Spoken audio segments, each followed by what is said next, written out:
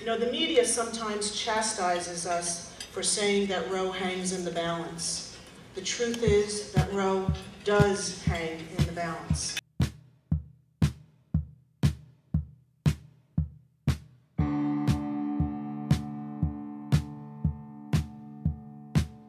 We have 5 votes on the United States Supreme Court for Roe v. Wade.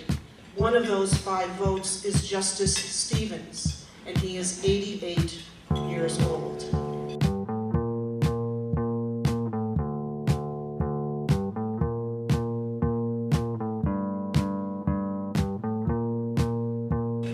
McCain has threatened to nominate judges who are in the mold of Scalia and Clarence Thomas, the judges who share his belief that Roe v. Wade should be overturned.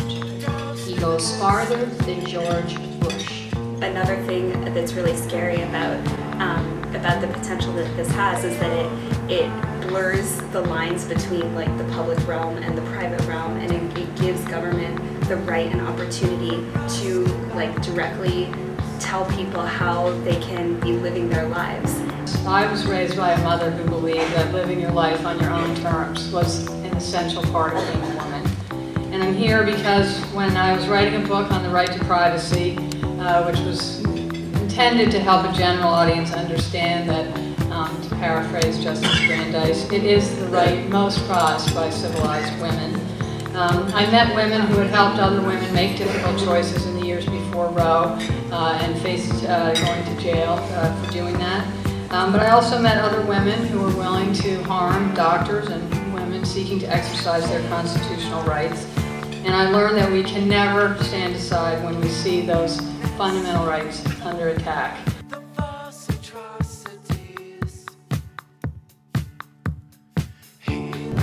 It would be difficult to change established law in that way. It would be the sort of Supreme Court decision that would send a lot of things bad. It would make a lot of things bad immediately in a lot of ways.